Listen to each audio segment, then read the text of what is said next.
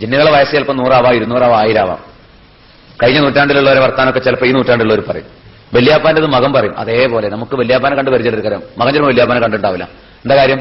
വല്യാപ്പാനെ പരിചയമുള്ള ഒരു ജിന്ന് ഇവിടെ ഇടപെടുന്നതാണ്. മനസ്സിലായില്ലേ? നമ്മളത് റൂഹ് കൂടി മരിച്ചു അയാൾ ആത്മാവ് കയറി എന്നൊക്കെ പറയാം.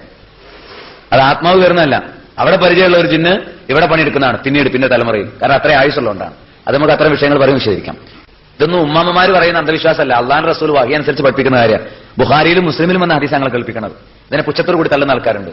ജിന്നുകളിൽ വലിയ ഒരു പങ്ക് നമ്മുടെ മിത്രങ്ങളാണ്, നമ്മെ നന്മയിലേക്ക് പ്രേരിപ്പിക്കുന്നവരാണ്, എപ്പോഴും നമ്മുടെ കൂടെ കൂട്ടാളിയായിട്ടുണ്ടാകുന്നവരുമാണ്.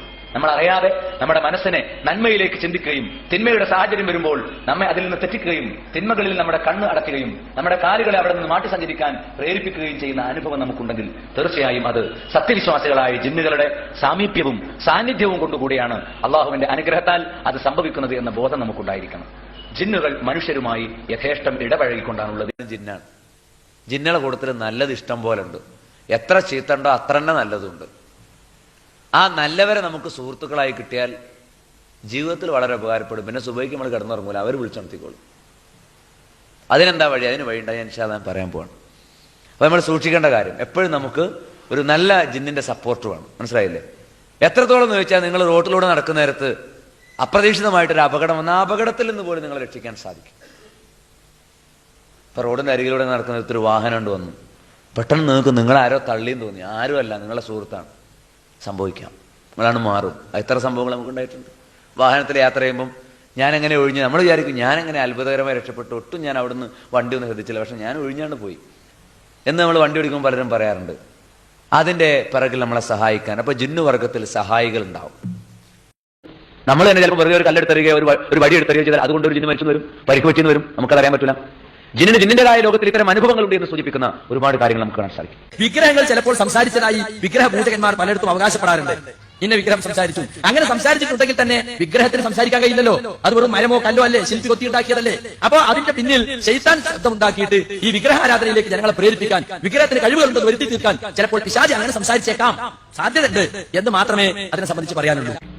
മനുഷ്യരെ ഇഷ്ടപ്പെടുന്നത് പോലെ തന്നെ ജിന്നുകൾ മനുഷ്യരുമായി ഇഷ്ടമുണ്ടായിട്ട് അല്ലെങ്കിൽ പ്രേമം മൂലം ശരീരത്തിൽ പ്രവേശിക്കുക. അങ്ങനെ പ്രവേശിച്ചു കഴിഞ്ഞാൽ ആളുകളുടെ പ്രത്യേകത എന്താണെന്ന് വെച്ചാൽ അവരിങ്ങനെ പെട്ടെന്ന് കാണാം അവർക്ക് മുൻപില്ലാത്ത തരത്തിലുള്ള ചില പ്രത്യേകതകൾ, എപ്പോഴും സുഗന്ധം പൂശിക്കൊണ്ടും അണിഞ്ഞൊരുങ്ങിയിട്ടൊക്കെ, അല്ലെങ്കിൽ ഒരു പ്രത്യേക തരത്തെ ജീവിത രീതി, റൂമൊക്കെ എപ്പോഴും ഒക്കെ ഒന്ന് ക്ലീൻ ആവണം, അങ്ങനെയൊക്കെയുള്ള പല മുൻപില്ലാത്ത ചില പ്രത്യേകതകൾ. വേറെ പ്രത്യേകിച്ച് ആരും ഉപദ്രവിക്കുക അങ്ങനത്തൊന്നുമില്ല, പക്ഷെ മുൻപില്ലാത്ത ചില പ്രത്യേകതകൾ അതിലിങ്ങനെ പ്രകടമാകും. ഉപദ്രവിക്കുക മനുഷ്യരെ ശരീരത്തിൽ പ്രവേശിച്ചുകൊണ്ട്. ഇത് പലപ്പോഴും സംഭവിക്കുന്നത് ചിലപ്പോൾ അറിയാതെ ജിന്നുകളെ മനുഷ്യൻ കൊന്നു വരും, അല്ലെങ്കിൽ മുറിവേൽപ്പിച്ചെന്ന് വരും. ഉദാഹരണമായിട്ട് നമ്മളെ കൂടെ ജീവിക്കുന്ന ഒരു വിഭാഗമാണിത്. നമ്മൾ ചിലപ്പോൾ മേശൊന്നും അടുപ്പിച്ചിരുമ്പോൾ ജിന്നടത്ത് കുടുങ്ങിയിട്ടുണ്ടാവും, അല്ലെങ്കിൽ ചിലപ്പോൾ അടുപ്പിൽ നിന്ന് ചൂടോടെടുത്ത് വിളിച്ചപ്പോൾ ജിന്നിന്റെ അകത്തായിരിക്കും ഉണ്ടാകുക, അല്ല തേങ്ങ വലിച്ചിട്ട് ജിന്നിന്റെ പുറത്തായിരിക്കും ഉണ്ടാകുക. നമുക്ക് നമ്മൾ കാണുന്നില്ലല്ലോ.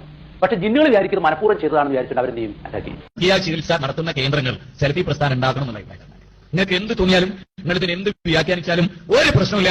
സ്ത്രീകൾ പള്ളിയിൽ പോകുന്നത് മുജാഹിദുകളുടെ നിസ്കാര ടൈം ഇവിടെയാണ്, അത് പെണ്ണുങ്ങളിലേക്ക് ലഭിക്കാനാണെന്ന് നാളിതുവരെയുള്ള ചരിത്രത്തിൽ സമസ്തക്കാർ പറഞ്ഞു. അതുകൊണ്ട് നബിയുടെ ഒരു സുന്നത്തിൽ നിന്നുകൊണ്ടുള്ള ജിന്ന് ചികിത്സ നടത്തൽ അനിവാര്യമാണ്. പേടിപ്പിക്കാൻ പറ്റുമോ? റാഖി ആരെ ചികിത്സിക്കണല്ലേ? By telephone or other means telephone ചെയ്ത് പേടിപ്പിച്ച് ഇന്ന് ഫോൺ ചെയ്യുമല്ലോ, ഉള്ളിപ്പില്ലാത്ത വർഗം വിവരമില്ല. എന്നാ പിന്നെ എന്നോട് ചോദിക്കോ? ഇല്ല, അതുമില്ല. ഉലമകൾ പോയി പഠിക്കോ? അതുമില്ല. Can the jinn threaten the Ragi by telephone or other means? Yes. Chance it. അനുഭവമായിട്ടുണ്ട്, പലർക്കും ഉണ്ടായിട്ട് ടെലിഫോൺ വഴി വന്നിട്ടുണ്ട്, അനുഭവത്തിലുണ്ട്. വീട്ടിൽ ഹാജരാവാൻ തന്നെ നമ്മുടെ ഉള്ളിൽ ശൈത്താനോട് വരും. എന്നിട്ട് നമ്മളല്ലാത്ത ഒരാളായിട്ട് നമ്മളാണ് മാറും. ചിലപ്പോൾ നമുക്ക് പരിചയമുള്ള ഒരു വ്യക്തിയുടെ രൂപത്തിലായിരിക്കും, ചിലപ്പോൾ നമുക്ക് പരിചയം ഇല്ലാത്തൊരു വ്യക്തിയുടെ രൂപത്തിലായിരിക്കും, ചിലപ്പോൾ മരിച്ചുപോയാളുടെ രൂപത്തിലായിരിക്കും, ചിലപ്പോൾ ജീവിച്ചിരിപ്പുള്ള വിദേശത്തുള്ള ഒരാളുടെ രൂപത്തിലായിരിക്കും, ചിലപ്പോൾ വേറെ ഏതെങ്കിലും ഒരു പ്രത്യേകമായ ഹാവഭാവങ്ങളിലായിരിക്കും. പിന്നെ അത് ശിർക്കാണെന്ന് പറഞ്ഞാലോ, എന്റെ ശബ്ദം കേൾക്കുന്ന പരിധിയിലുള്ള ഒരു ജിന്ന് ഇവിടെ ഉണ്ടെങ്കിൽ ആ ജിന്നിന്റെ കൈ പിടിക്കട്ടെ എന്നേ ഞാൻ ഉദ്ദേശിച്ചുള്ളൂ. എന്റെ മനസ്സിൽ പ്രാർത്ഥനയില്ല. ഒരു ഉദാഹരണം പറയാം, നിങ്ങളൊരു ജിന്നും കൂടി മീൻ പിടിക്കുക, ചൂണ്ടലിടുക, അത് ജിന്നു സുഹൃത്ത് അങ്ങനെ വർത്താനം പറഞ്ഞ് ഒരു മീൻ കൊത്തി വലിച്ചു, നിങ്ങളെ ഗൾഫിലും പോകണം, ഒന്ന് പിടിക്കണ ജിന്നേന്ന് പറഞ്ഞു. അത് ചുരുക്ക അതുപോലത്തെ ഒരു സംഗതിയാണ് ആ പറഞ്ഞത്. അത് ചുരുക്കാന്ന് ആരെങ്കിലും പറയോ? അപ്പൊ അതാണ് അവിടെ അത് ചുരുക്കാന്ന് പറഞ്ഞ അടുത്ത ചോദ്യം വരും. അപ്പൊ പിന്നെ യാ ഇബാദത്ത് ചുരുക്കാണ്ടേ? അപ്പൊ ഇവിടുത്തെ ജിന്നിനോട് തൊട്ടടുത്ത് ശബ്ദം കേൾക്കുന്നതിന്റെ വൈദ്യപ്പെട്ട കൈ പിടിക്കലിന്റെ കൈപ്പെട്ടല്ലേ? അത് ചോദിച്ചാൽ ശിർക്കൽ വിജനപ്രദേശം ശിർക്കാകണ്ടേ?